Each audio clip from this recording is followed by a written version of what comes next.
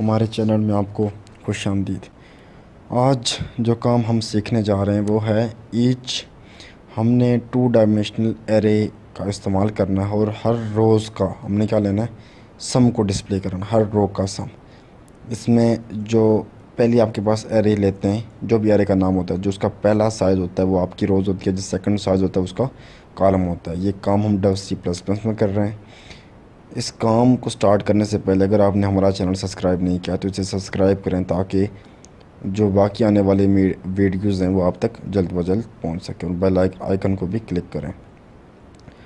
अब जब हमने इस काम को स्टार्ट किया, हमने लिखा है इंक्लूड आईओस्ट्रीम। आईओस्ट्रीम जो है वो हेडर फाइल है जो इनपुट और आउटपुट से इन और सी आउट के लिए इस्तेमाल हो रही है। यूजिंग नेम स्पेस std वो हेडर फाइल है जो इस्तेमाल हो रही है डव C++ की अपनी ये हेडर फाइल है।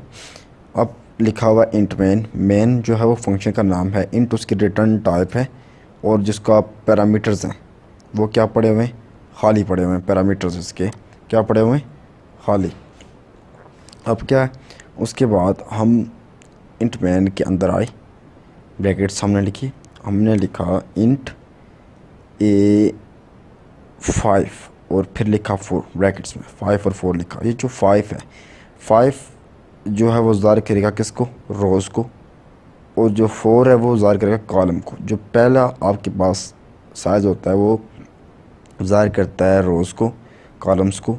ये रोज़ और कॉलम्स इक्वल भी हो सकते हैं, इक्वल नहीं भी हो सकते। मतलब यहाँ पे 5 5 भी हो सकता है, 5 4 भी हो सकता है, 3 4 भी हो सकता है। ये आपकी लॉजिक के ऊपर डिपेंड करता है या आपके काम के ऊपर डिपेंड करता है कि आप क्या काम करना चाहते हैं। अब मैंने हर रोज़ का सम लेना है। मैंने कितनी रोज़ हैं, 5, 0 से लेकर 4 तक, 0 से लेकर 4 इंडेक्स तक। तो मैंने उनके लिए सम 1, सम 2, सम 3, सम 4 और सम 5 मैंने वेरिएबल ली और सबको 0 के इक्वल रख दिया। सब के सब की टाइप क्या है, इंटीजर टाइप है।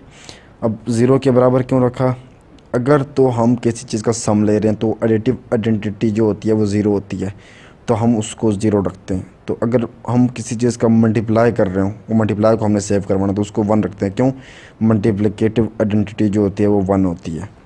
अब हमने लूप लगानी है, क्योंकि हम यहाँ पे काम क्या करने जा रहे हैं, हम काम करने जा रहे हैं कि हमने यूज़र से वैल्यू लेनी है इंडेक्सेस के ऊपर। जो पहले हम लूप लगाएंगे वो लूप जो होगी वो एरे रोज़ के लिए काम करेगी, जितने भी आपकी रोज़ है। देखो रोज़ क्या थी, यहाँ पे 5 थी, तो मैंने क्या लिखा है यहाँ पे 5 का ही इस्तेमाल किया कि लेस देन 5 तक ये क्या हो, चले 0 से स्टार्ट और कहाँ तक जाए, लेस देन 5 तक जाए और आई में प्लस प्लस होता जाए। इसी तरह जो मैं दूसरा फॉर लूप लगाया है उसको मैंने कहा कि 4 तक जाए। क्यों, कल जो आपका कॉलम का साइज़ था वो क्या था, 4 था, तो इसलिए मैंने इसको कहा कि वो कहाँ तक जाए, 4 तक जाए। कॉलम का साइज़ क्या था, यहाँ पे कॉलम का साइज़ 4 था, तो 4 तक ही चलेगा। जो आपका साइज़ होता है आपने उसी के मुताबिक चलना होता है। अब हम इसके ब्रैकेट्स के अंदर आ गए। अब ये जो पहली फॉर लूप है इसके नीचे मैंने इसकी ब्रैकेट नहीं लगाई। क्यों नहीं लगाई, क्योंकि अगर आपकी इफ़ स्टेटमेंट है या कोई स्टेटमेंट है और या लूप्स है, ठीक है, आप उसके नीचे कोई सिर्फ एक ही स्टेटमेंट लिखना चाहते हैं तो वो क्या होगी, उसके लिए आप ब्रैकेट्स डालें ना डालें या ब्रैकेट्स के बगैर लिखें, बात एक ही है। तो मैंने इसके अंदर एक और लूप लगानी थी। ये लूप क्या है, ये अपनी एक स्टेटमेंट है, ये एक अपनी क्या है, स्टेटमेंट है।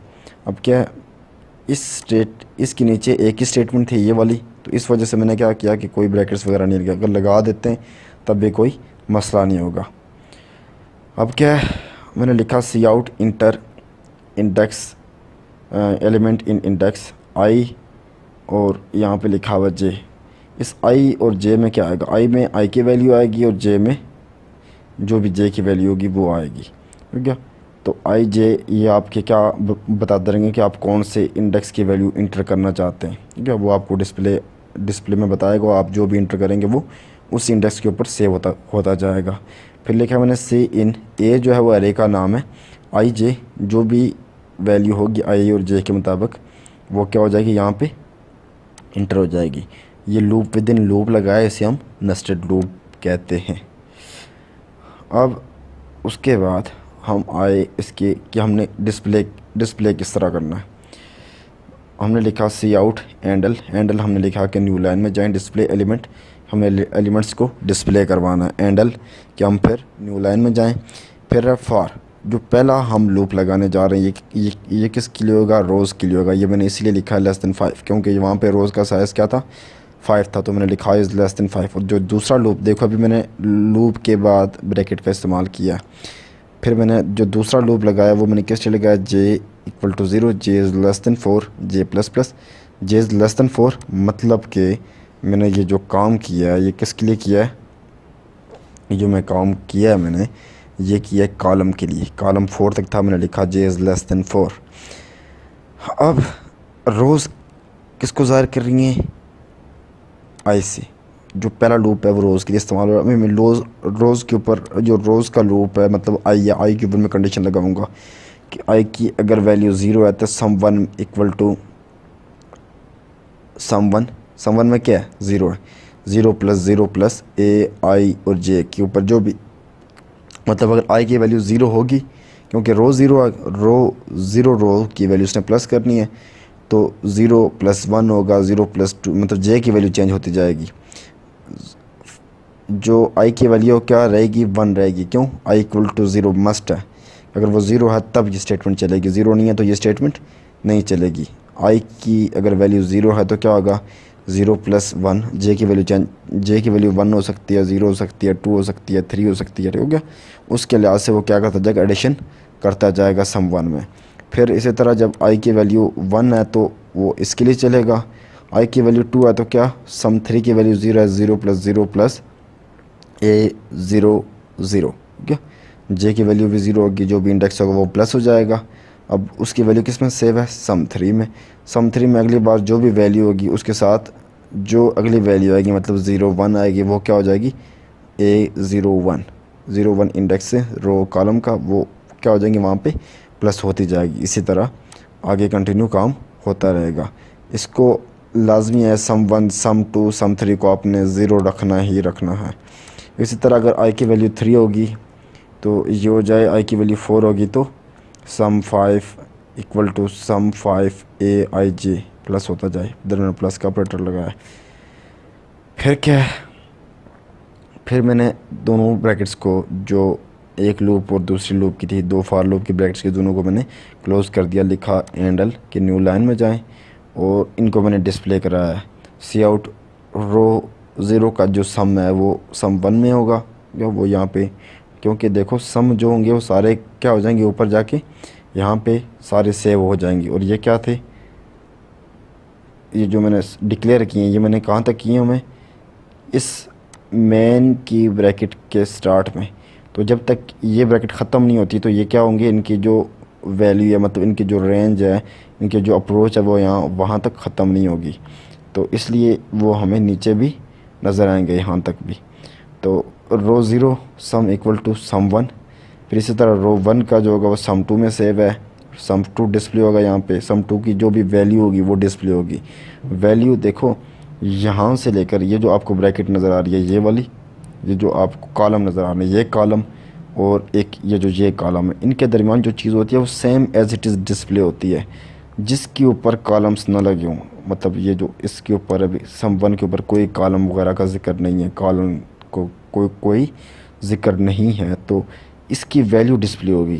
क्योंकि इसकी क्या डिस्प्ले होगी, वैल्यू डिस्प्ले होगी। इसका सम 1 नहीं लिखाएगा वहाँ पे, इसकी वैल्यू आएगी, सम 1 की कुछ ना कुछ वैल्यू होगी वो डिस्प्ले होगी। इसी तरह यहाँ पे सम 2 की वैल्यू आएगी, यहाँ पे सम 3 की, यहाँ पे सम 4 की, यहाँ पे सम 5 की। और साथ मैंने लिखा हुआ है यहाँ पे कि रो 0 है, रो 1 है, रो 2 है, रो 3 है। इससे इन और सी एक्स मैंने वैसे लिखा हुआ है, ब्लॉक स्टेटमेंट मैंने इस्तेमाल किया यहाँ पे। अब क्या है, रिटर्न 0 कि हमारा जो मेन फंक्शन था वो क्या कर रहा है, एक वैल्यू रिटर्न कर रहा है। वो कौन सी वैल्यू है, 0 रिटर्न कर रहा है। और ये मेन फंक्शन की ब्रैकेट क्या हो रही है, यहाँ पे क्लोज हो रही है। अब मैं इस प्रोग्राम को रन और कंपाइल करूँगा और चेक करूँगा कि मेरा रिज़ल्ट क्या आ रहा है, और देखेंगे कि हमारा रिज़ल्ट चाहे जो हमने प्रोग्राम लिखा है वो चल रहा है या नहीं चल रहा। देखो कोई एरर नहीं है और कोई इसमें वार्निंग नहीं आ रही। हमारे इंडेक्सेस शो हो रहे हैं यहाँ पे कि element inter element in index 0 0। आप जो भी इंटर करना चाहेंगे, मैंने पहले इंटर किया 1, इंटर का बटन दबाया, फिर लिखा हुआ है इंटर एलिमेंट इन इंडेक्स 0 1। देखो 0 वहाँ पे से मतलब क्या है सेव, और 1 का क्या हो रहा है मतलब जे चेंज हो रहा है, क्योंकि आउटर लूप क्या था आई वाला था, रो का आउटर लूप चल रहा था और जे का कॉलम का इनर लूप था। तो इनर लूप क्या हो रहा है चल रहा है, आउटर लूप क्या है सेम है फ़िलहाल 0 0 ही है। इसी तरह क्या होगा 2, फिर 3, फिर 4, फिर 5, फिर 6, फिर 7, फिर 8, फिर 9।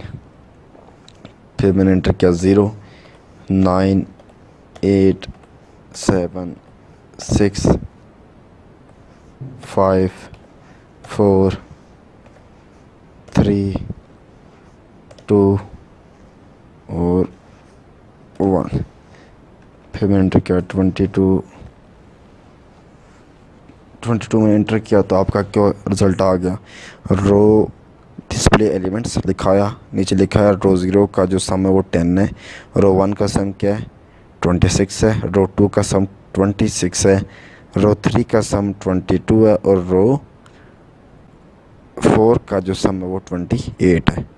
ये आपकी क्या थी आउटपुट थी। मज़ीद अगर आपको इस तरह की वीडियो चाहिए आप कमेंट में बता भी सकते हैं, और हमें सब्सक्राइब करके अपनी बेल आइकन का बटन क्लिक करके वीडियोस को देख भी सकते हैं।